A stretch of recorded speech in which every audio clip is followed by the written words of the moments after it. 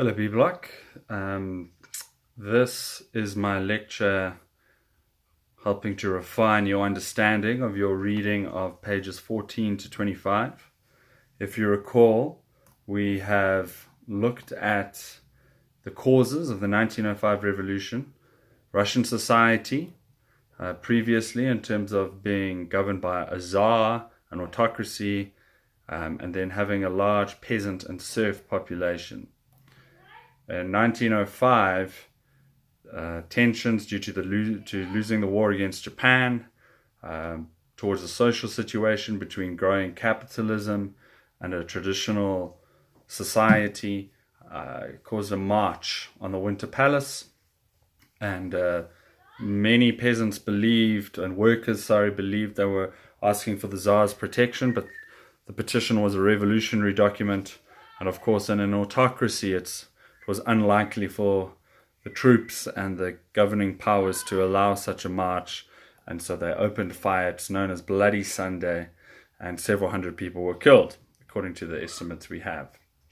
And we looked at the causes, critiques of capitalism, critiques of religion, growth in political consciousness given by Lenin.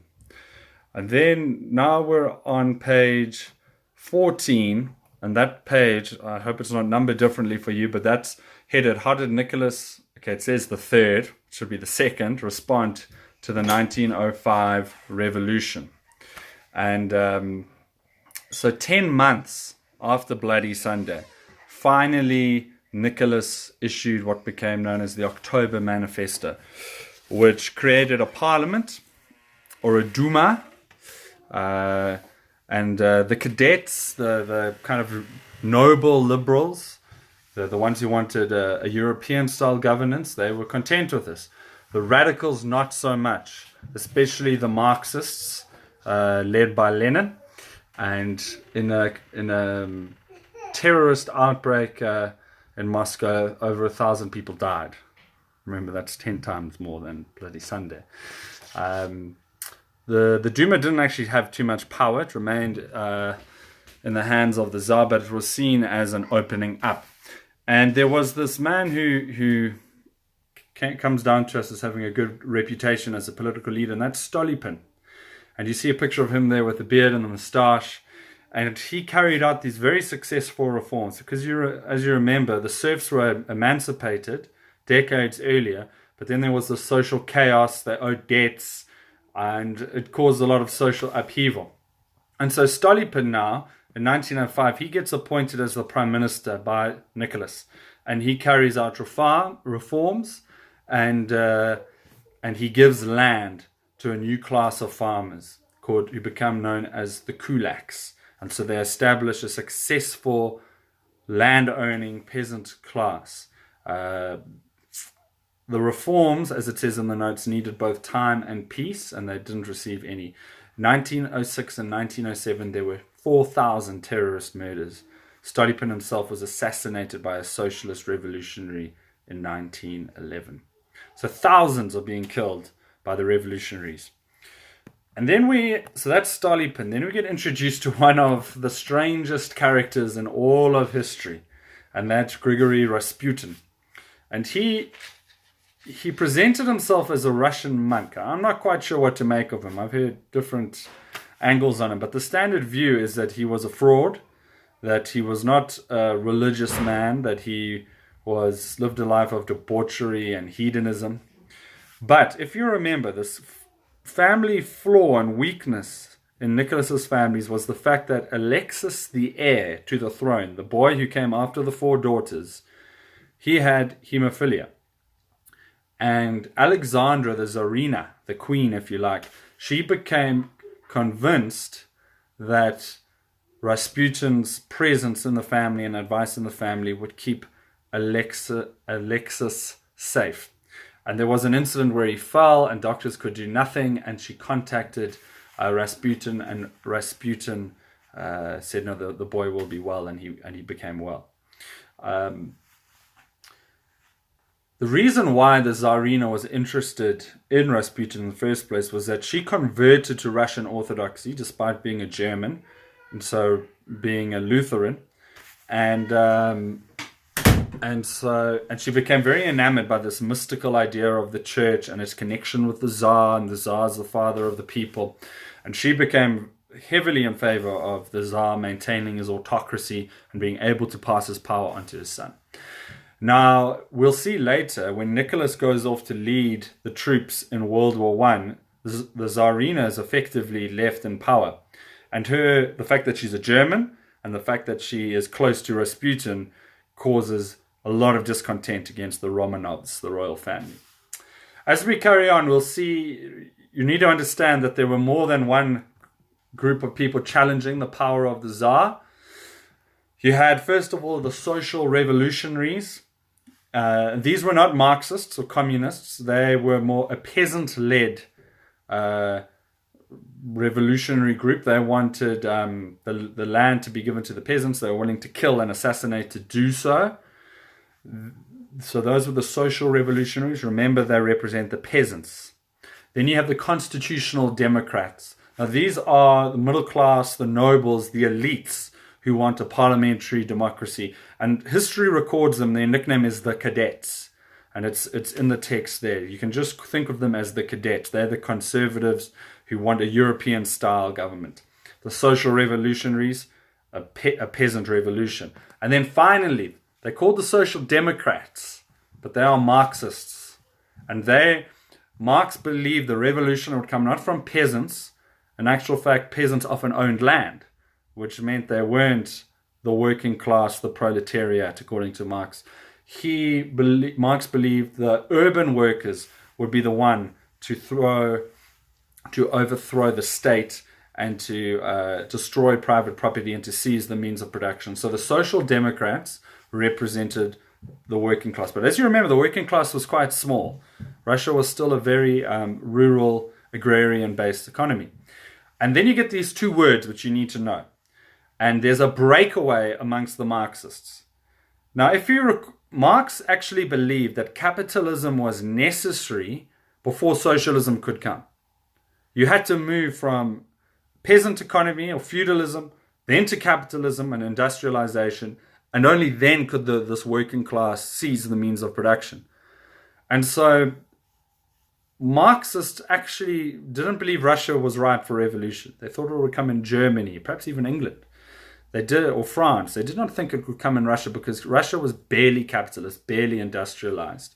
And so, this was obviously the big split between the Marxists and the social revolutionaries, the peasant-led radicals. Well, they weren't led by the peasants, but they represented the peasants. And then you got a split in the Marxists in Russia.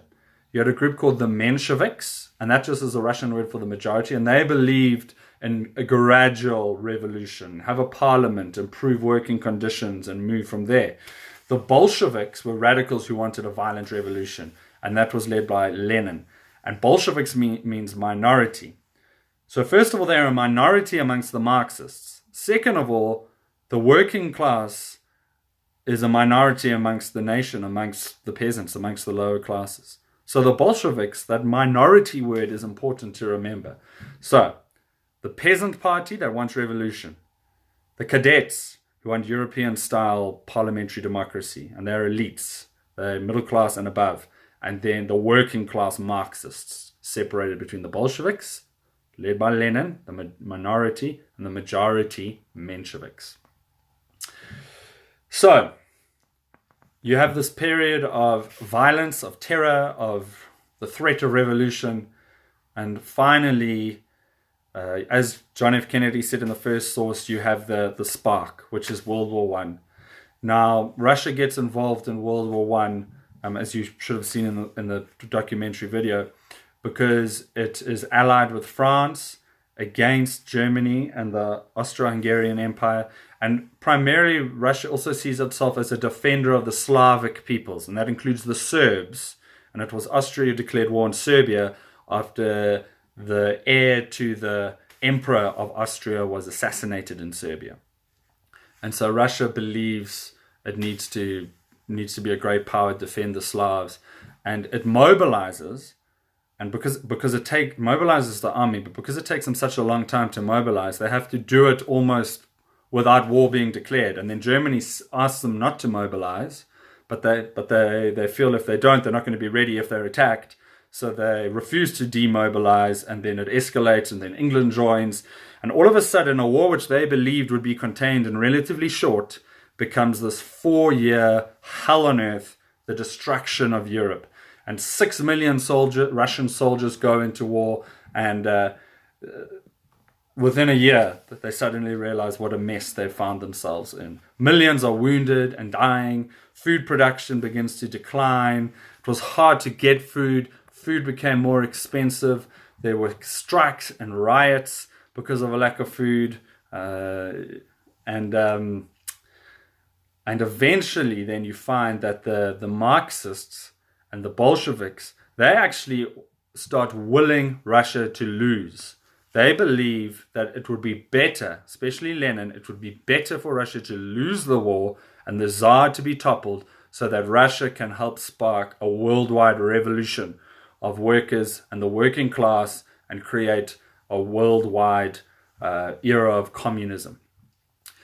At some point, the Tsar decides to take control of the army himself, and he appoints himself commander-in-chief, tries to rejuvenate kind of morale. But as I said, that leaves the Tsarina behind, who's German, who's influenced by Rasputin. A quick little rejoinder about Rasputin. Rasputin had warned the Tsar, if you go to war, you will not survive. So in actual fact, although people will say that Rasputin, listening to him and having him around, meant a damage to the credibility of the Romanovs, the royal family, it is interesting to note that if they had listened to his advice and stayed out of the war, it is quite likely that there could have been gradual reform, because the Marxist and the working class revolutionaries never had massive support, and the Tsar would never have lost the support of his army if it weren't for World War I. So then you have the March Revolution. By 1917, the war is not ending. Hunger, strikes, and the nobles, the elites, the cadets, the Conservative Party. What is their official name again? So I also get confused with these labels. The Constitutional Democrats, that's them. The cadets. They decide the Tsar is away. The Tsarina is mismanaging the country. There's Rasputin is involved, who eventually gets killed by the nobility. And they decide to take advantage of a mass strike, which was planned to commemorate Bloody Sunday. The Tsar orders the protests to be crushed. It's war. You can't have protesters. The troops kill 80 people, and the Tsar refuses any reforms. And then Petrograd, which is one of Russia's biggest cities. They're also saying Petersburg, but they changed the name at the beginning of the war because it sounded too German.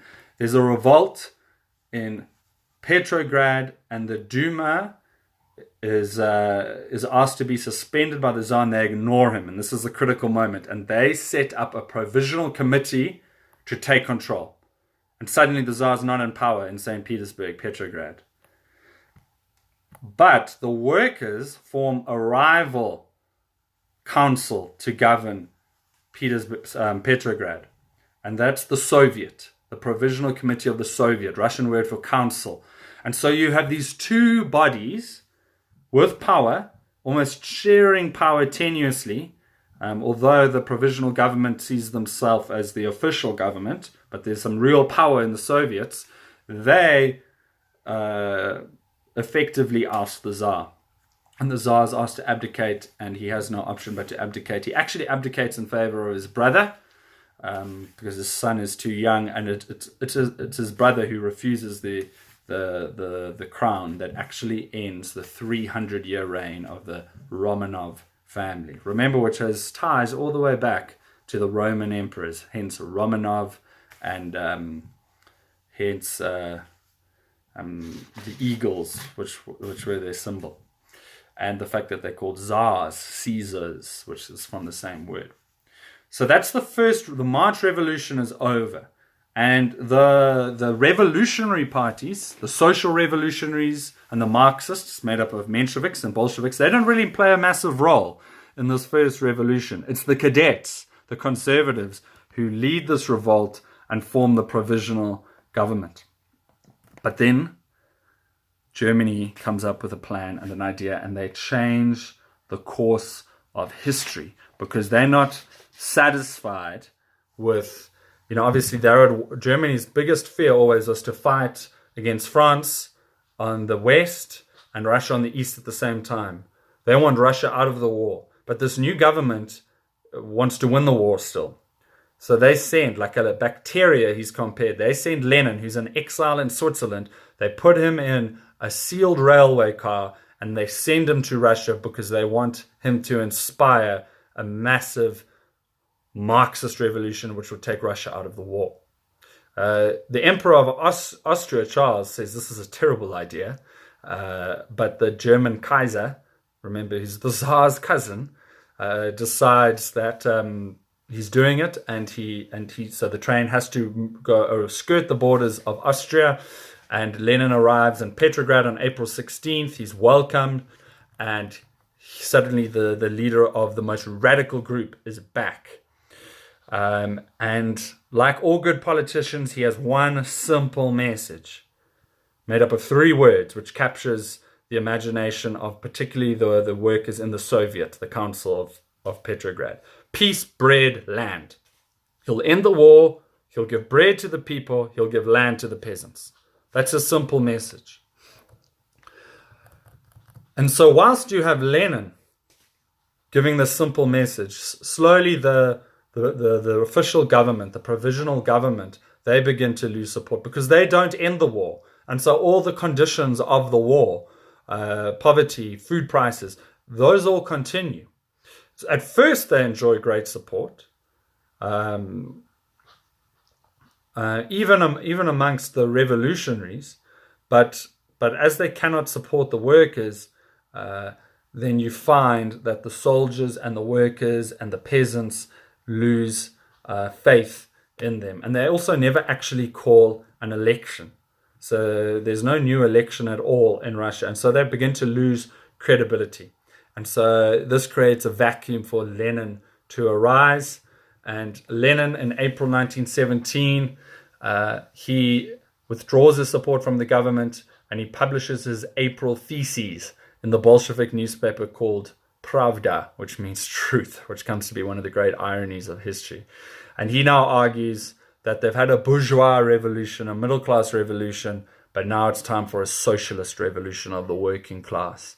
And so the Bolsheviks decide the best way to do this is to take control of the Soviets, these council of workers that are in the major cities, and he has a new position: end the war, land to the peasants, all power to the Soviets. This democracy, this Duma, this parliament is meaningless. It belongs in the dustbin of history. And the provisional government tries to make some reforms, but the Bolsheviks refuse to have anything to do with them. And so the Soviets and the Marxists and the working class actually hamstring the government, so to speak.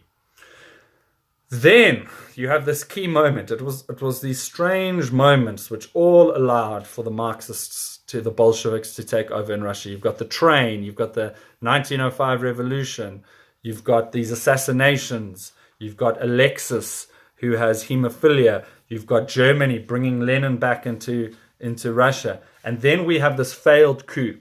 The commander-in-chief in September 1917, General Kornilov, he withdraws his support for the provisional government. He can see that they are weak, they are ripe to be toppled, and he decides it's time for the military to take over. And the provisional government, who's led by one of the social revolutionaries of the peasants who becomes associated with the middle class and the nobility, Kerensky. And Kerensky asks for Bolshevik assistance in repelling the army. And the Bolsheviks have their own red guard, similar to how Hitler had his brown shirts. And the Bolsheviks are called upon to defend St. Petersburg. And they win considerable prestige, and they gain a majority in the Petrograd Soviet and the Moscow Soviet. I forgot to mention that Lenin had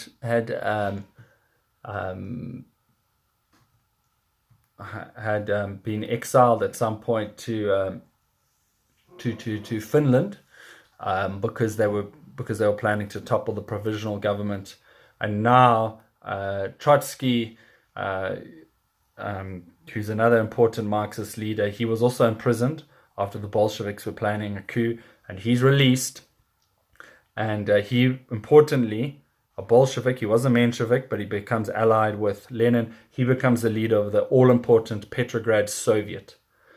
And the Bolsheviks, their prestige is increased by their help in reversing the Kornilov insurrection or attempt at a military revolution.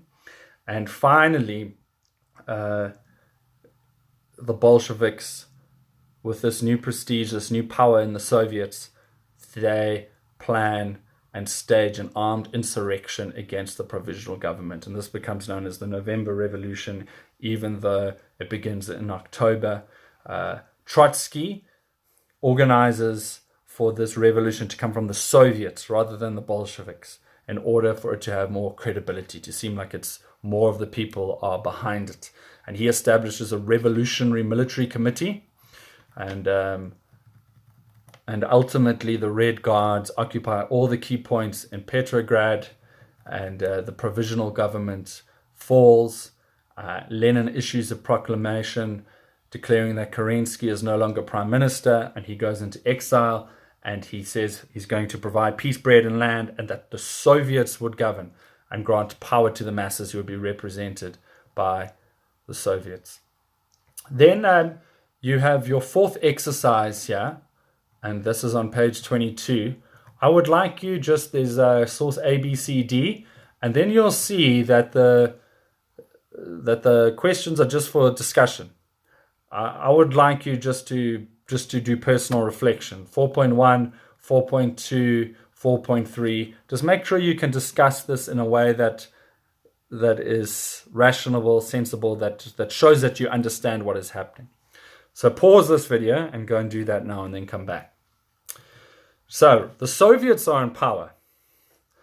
All power to the Soviets. But the Bolsheviks, by the 8th of November, don't actually have power until then, the 8th of November, when they take control of the Soviets.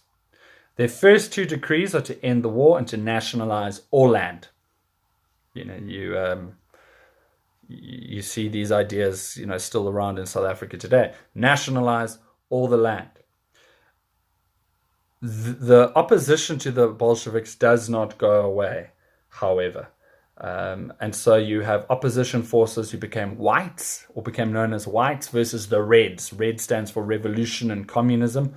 And it takes a while for the Bolsheviks to take Moscow as a result, to really kind of seem as a government.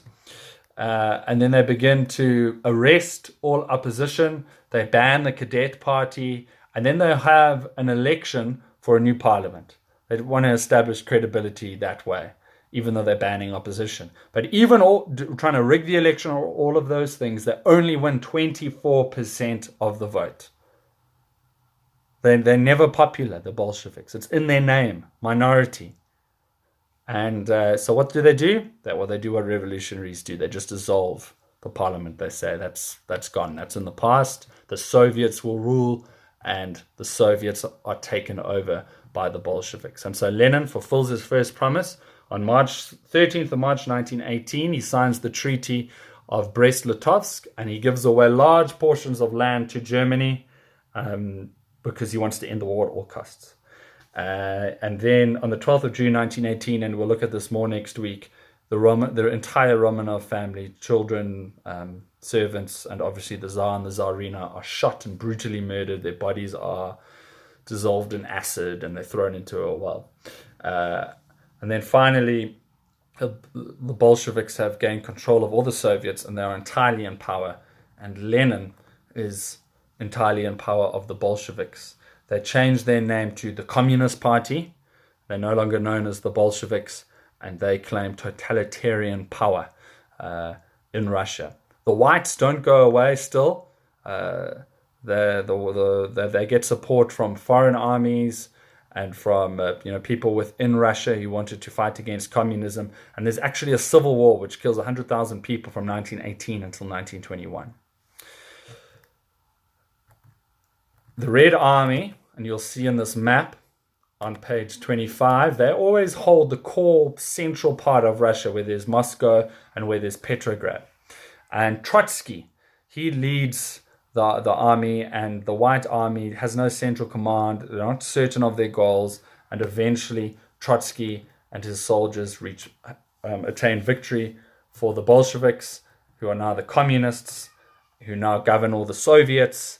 And so Russia changes its name. It's no longer called Russia. It becomes known as the Union of Socialist Soviet Republics, the USSR, otherwise known as the Soviet Union, because they say all power is in the Soviets. But of course, the Soviets are controlled by the communists, formerly known as the Bolsheviks, and the Bolsheviks are controlled by Vladimir Lenin. And we'll see Vladimir Lenin ruthlessly cements his rule and power, is willing to execute people at the drop of a hat. He has his own secret police that's even more brutal than the Tsar's ever was. And we slowly start to see the beginnings of one of the greatest genocides in human history as the Soviets seize control and wage class warfare. If you remember, Stolypin had established the kulaks. Eventually Stalin, Lenin's successor, would just liquidate a whole class of people in Russia. Neighbors start spying on each other. They establish a gulag, prison labor camp system operating in Siberia.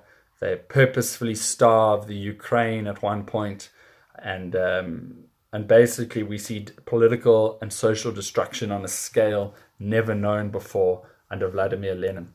And that takes us to the end of page 25. So we've looked at Russia, serfdom, Tsardom, emancipation, 1905 revolution, entrance into World War I, the problems with the Tsar's leadership, the assassination of Stolypin, the revolutionary parties moving against the Tsar, the problems of World War I, the March Revolution in which the cadets take power and the Duma takes power, but the Soviets and the workers represented by the Soviets still share some kind of power. Eventually, the Bolsheviks remove their allegiance to the provisional government, and so there's this tussle between the Soviet in Petrograd and the Duma, and eventually, after the Kornilov affair, after the fact that World War I continues, the Bolsheviks manage to use the Soviets in Petrograd and Moscow to seize power. And after a long and bloody civil war, that's almost as long as World War I itself, Lenin and his Communist Party takes complete charge of the country. So it's a bloody revolution, and communism begins. Nationalization of land, destruction of churches, execution of priests, execution of the wealthy and the upper class, or their exile, and we have the first major revolution since the French. In fact, it's far more revolutionary than the French Revolution. Within a few years of the French Revolution, they'd return to having an emperor, Napoleon. That never returns in Russia in any shape or form. And I think that's where we'll leave it for this week. This has been a 30-minute video, but you should have paused at times. I hope you have taken notes. And I just wanted to tell you that you would have heard that we are having some assessments in June, and you're going to have a 1-hour history assessment. That is going to be on the rise of communism in Russia. It will be an open book assessment, and before we get there, I'm going to teach you how to write a discursive essay in history. You've done source-based essay, you've done source-based question work. You've done extended writing. The other discipline which you haven't done is discursive essay, so we're going to look at that, and then you're going to write something about how communism came to power in Russia in 1917 and is cemented finally as a totalitarian revolutionary party in 1921. So please be aware of that, and please make sure by the time you come back on Tuesday, that you are up to speed, you feel like you've had any questions answered, you know exactly the story of Russia from 1905 to 1921, and you've gone from pages 1 to 25, and you've understood exactly where we are. I would, have some summary of notes moving ahead if I were you, and then on Tuesday we'll speak again about moving on. Hope you have a good half term.